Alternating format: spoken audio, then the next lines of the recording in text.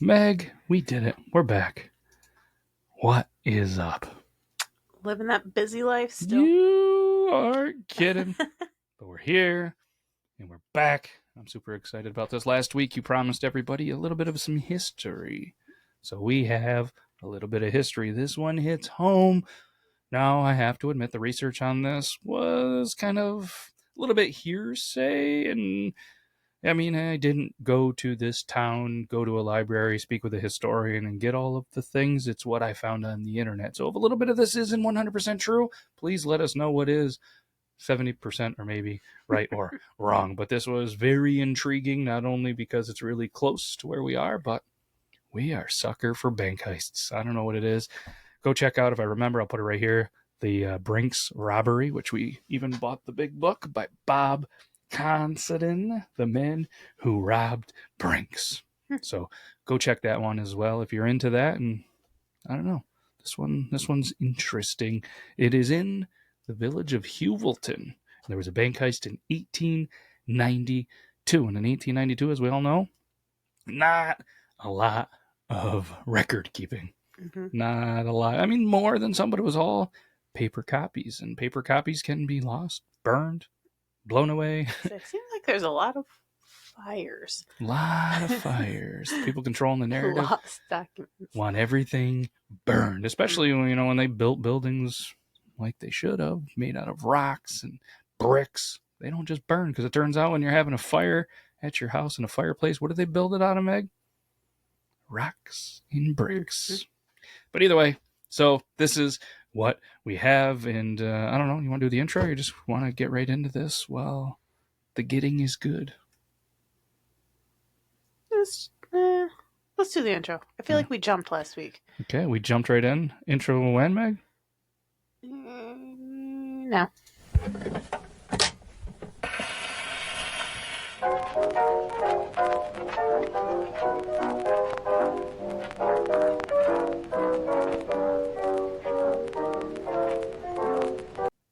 Here we go.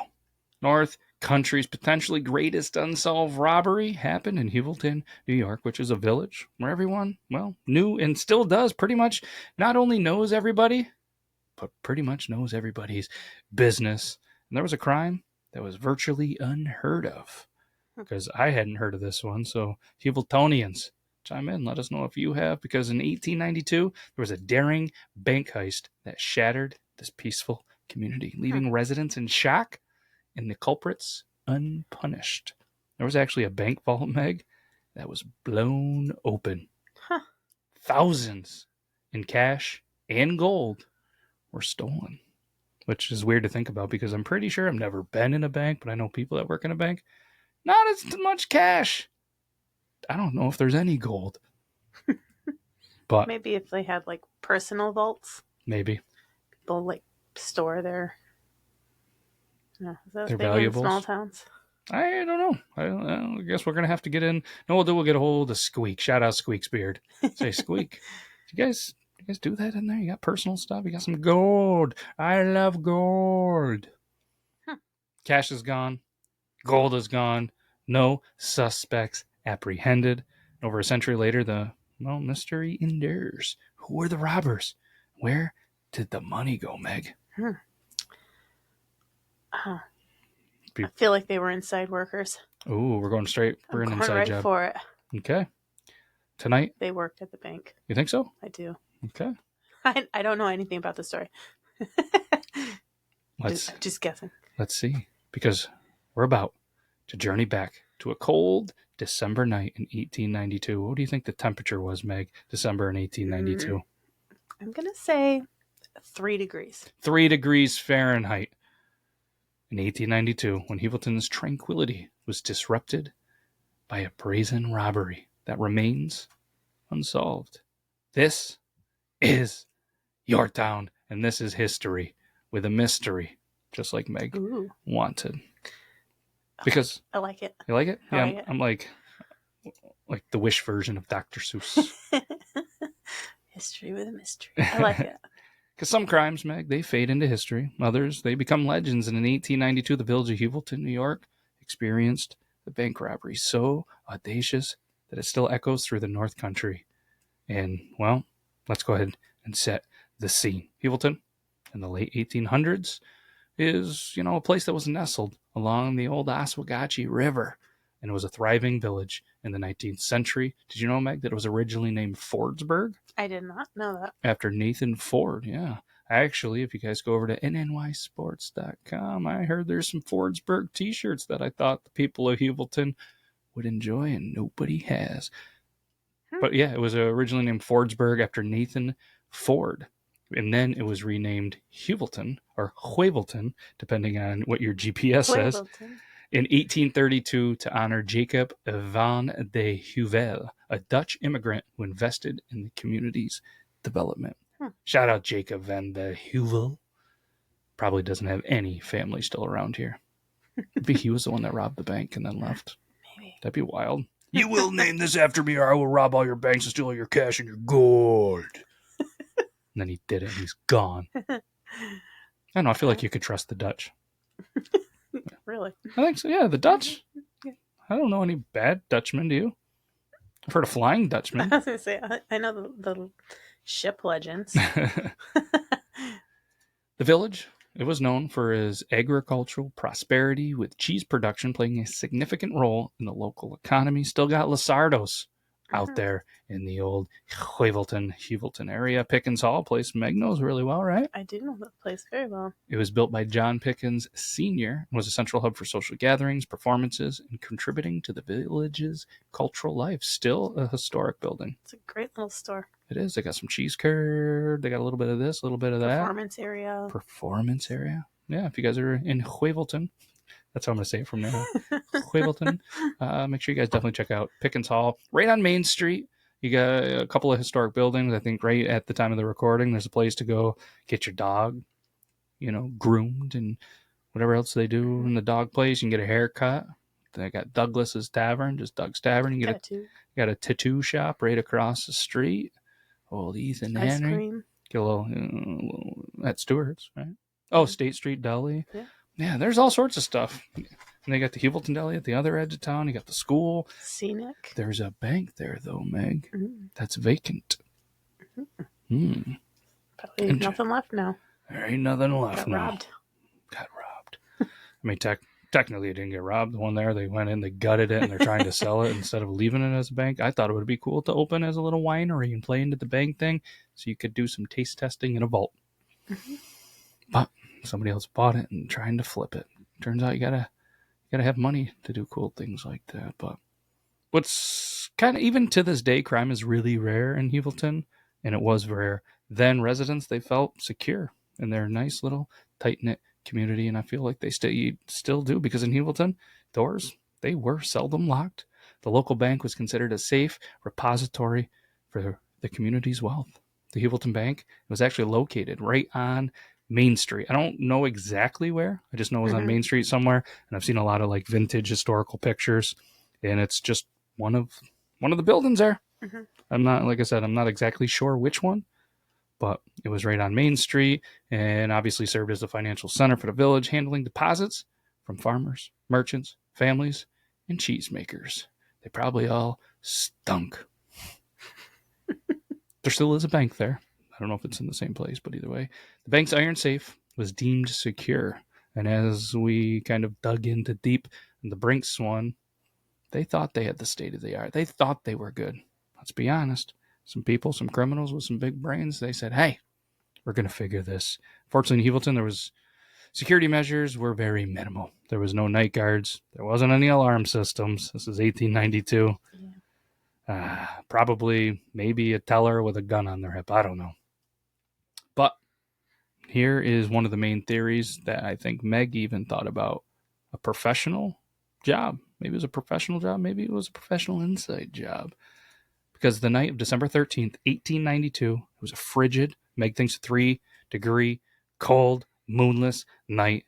It was ideal for criminal activities. After midnight, a group of unknown individuals approached the Heavilton Bank on Main Street. They reportedly gained entry using a key. Suggesting what, Meg? Suggesting the possibility of an inside accomplice. Oh. And just for full disclosure, Meg does go into these blind. She doesn't read the notes. I do all the notes and the research. She comes in, does some guesses, and sprinkles her tidbits into this episode. So here we go. That's the possible suggestion. And once the criminals were inside, they disabled basic locks, and then they proceeded to the vault. But the perpetrators, they ended up drilling into the bank's iron safe and put dynamite charges into it. And then the ensuing explosion actually echoed through the village. But that cold night, it kept all the residents indoors. Oh, so then I bet it was close to the right temperature then. I bet you. I mean, it's pretty cold. But I still have to imagine, again, not living in 1892. I can't imagine dynamite explosions in a safe are a common practice. But I mean, maybe the structure of the building maybe, muffled the sound a little bit. Maybe. But the thieves, they seized cash, gold coins, and securities amounting to a substantial loss for the community. In mere minutes, the lifeblood of Heuvelton's economy was siphoned away, leaving behind a scene of devastation. And the criminals vanished into the night, leaving no clear trail. It's kind of like in Canton, New York, about 10, 20 years ago, and there was just bank robbery after bank robbery, except for this was 1892. On the following morning, bank staff discovered the ransacked vault that was blown into smithereens and alerted local authorities. St. Lawrence County Sheriff deputies initiated an investigation. Posse groups were formed, scouring the surrounding areas, just hoping to find a clue, anything that could maybe lead to the arrest of it. And, there's a couple of theories, maybe some potential suspects. Theory number one, a local inside job. The Meg theory. The use of a key to access the bank raised suspicions of internal involvement. Some even speculated that a disgruntled former employee or maybe a business rival orchestrated the heist. Theory number two, an out-of-town gang. The precision, the professionalism suggested experienced criminals, possibly from larger cities, or potentially those poutine-breathed Canadians who boo at our national anthem during hockey games. Because obviously the proximity to the St. Lawrence River could have facilitated a quick escape across the border. Because, closest, you could hit the Oswegatchie, that eventually would lead to the St. Lawrence, but I'd have to imagine you're going to just get on a horse and buggy and to the river, and away you go. Theory number three, the Dalton gang connection. They were notorious for their bank and train robberies. The Dalton gang was active during this period. But their demise in Coffeyville, Kansas, which, let's look into that. That's a cool name. Occurred in October 1892, 2 months prior to the Heavilton heist, making their involvement very unlikely. But doesn't mean that they had some maybe other people of the Dalton gang that might have went up there. But theories abound, but concrete evidence remained elusive, and the identity of the culprits became a subject of local lore. So let me ask you, Meg, did they get away clean? There were no arrests made. The robbers' identities did remain a mystery. Some reports indicated footprints leading toward the Oswegatchie River, suggesting a possible escape by boat. And obviously the river's connection to the St. Lawrence River could have provided a route right to Canada. Did they have bridges, crossing over the border back then? Over the border? Yeah. Or was it all water access? I have to imagine there's always been bridges, probably obviously not to the allure or whatever the right word is of the international bridges that you have to pay at least $4 just to go over both ways. But yeah, there's definitely, there's bridges in all the small towns, and even if you look at some of the architect, like some of the oldest bridges in the areas, I'd have to imagine that there was some bridges to Canada. It's a large bridge. Yeah. The one that's in the Ogdensburg area wasn't around in 1892. I'm fairly certain. But, and the thing, too, that kind of, what's the right word? kind of takes the theory and just kind of is like, with me, it's pretty frozen, the Oswegatchie. I'm not buying the boat thing, but what helps it is it's frozen. So I think you can just get on your horse and buggy or your horse and you can just go right across the St. Lawrence River. Right. Maybe down the Oswegatchie. I mean, if the Oswegatchie's frozen, the St. Lawrence definitely is. And obviously the St. Lawrence that we know was way different in 1892. Right. Especially with the building of the Seaway and all of that stuff. So it was a much different river. I'm thinking still. But if it was frozen, you would also see the tracks. What if it's, I mean, you got to think. It's windy. Windy. It's always windy on that river. And it's 1892. They didn't even find anything till the next morning. So, I mean, they had hours and hours of potential snow, wind, and feet print, horse print. I mean, how do you identify, oh, that's that horse? You know what I mean? Like, right. I mean, maybe by different horseshoes you could tell. I don't know. Not like, I don't. It's a good question, right? But alternatively, the criminals might have blended into nearby communities, evading detection the whole time. Because let's be honest, the robbers, they vanished as swiftly as they had struck, leaving behind a village grappling with fear and uncertainty. And I bet you all the other banks were a little on edge. But is the money still even out there? Rumors persist that the stolen loot was buried in the forest surrounding Heuvelton. Could you imagine that? If all of a sudden you're just like, hey, I'm going to build a new house here. Holy cow, look at this cash and gold. But there, with that being said, too, occasionally there are discoveries of gold coins from the 1890s near the Oswegatchie River, which only fuel speculation about a potential hidden treasure. And every once in a while, you see somebody out there with a metal detector claiming to be a treasure hunter, exploring the area, hoping to unearth some kind of remnants of the stolen wealth. Could a fortune still lie hidden in the woods of St. Lawrence County, waiting to be discovered? Well, I think I just figured out what we're doing this summer. Yeah, because we have all sorts of time. So what do you think? Was the heist orchestrated by locals or outsiders? Do you think the money is still concealed somewhere near Heavilton, or is all that money been in circulation for quite a while? What do you think, Meg? You know, I think it's scattered around. Like hidden, scattered around, or it's been like it was just out spent? It just. I think it's like hidden. So you think it was something local and it stayed local? Yeah, I don't think they fled. Okay, I think I'm still going. They went to Canada. Did it say what the like? I know they said it was cold, but was it like snowy or clear? I bet it was a snowstorm. Think so? Yeah. So they would have had to hide it. They wouldn't be able to bury it until spring. You know? It doesn't sound like they did much investigating to the locals. I mean, how much can you really do in 1892? And like I said, research was hard. You take it to your house and just wait it out and then go hide it somewhere. Yeah, because in 1892, next thing you know, you're having, your friends over to have some moonshine or some whatever you're having back then, and they see all this money and you don't see nothing. Or I'm sure it's easier to go, ta-da! Gone. But I don't know. I'm thinking I'm sticking with it. They fled to Canada, and they just spent all the money because I'm sure the exchange rate was even better over there at that time, huh? You know what I'm saying? Oh, yeah. So what would you do, Meg, if you stumbled upon just a plethora of 19th century gold coins? Probably bounce up and down, cry a little.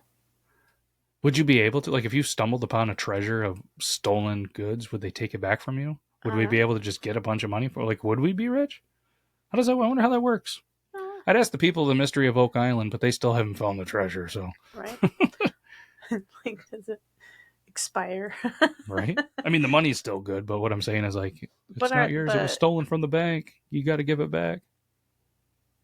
I don't know. We'll have to look that up. Because the dollar bills aren't the same anymore. No, but like I said, you wouldn't be able to spend it, right? No, you'd have to trade it or sell it, I would imagine. And mostly gold coins, a little bit of cash. Yeah. But either way, The Heavilton bank heist remains one of the North Country's most tantalizing mysteries. History of mysteries, and a story of audacity and enigma that continues to captivate imaginations. If you want more tales like this, we got all sorts of stuff at the Beard Laws studio. We got the Yorktown podcast, Triple T podcast with me and my co-host Luther Grimwood. Then on Wednesdays, we got a little Tales of the Beard if you like fictional stories. Thursdays, stay out of my fridge. Just a couple of dads talking about food and dad life. Fridays, the Body Wrong podcast. Saturday, new little segment, Meg.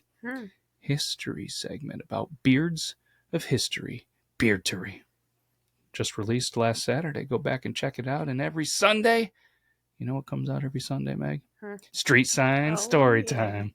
So, got a little bit of everything. Feel free to check it out. There's been playlists that have been popping up all over the screen the entire time. But we got another busy day of basketball and dance and softball. So, we're going to go play a game of something, hang out, rest, recover, maybe have a beverage, and try to enjoy the little time that we have together. So, Meg, I appreciate you having a little date night with me doing the Yorktown podcast. So either way, we can't thank you enough. And this is a blast. So, see what I did there? Kind of like the Heavilton thing. So we'll come back next week with a lead of true crime, another history. I got something about a little bit of rebellion in St. Lawrence County written up. And we got some stuff and some things. So hopefully you enjoyed it. And if you didn't, I'm sorry, but you're still listening. So you must have enjoyed it. So, all right. We'll be back next week. Hopefully you guys have a good rest of your week, day, month, and your year. That's all I got. Anything else, Meg? No. All right. Until next time, toodaloo. Bye.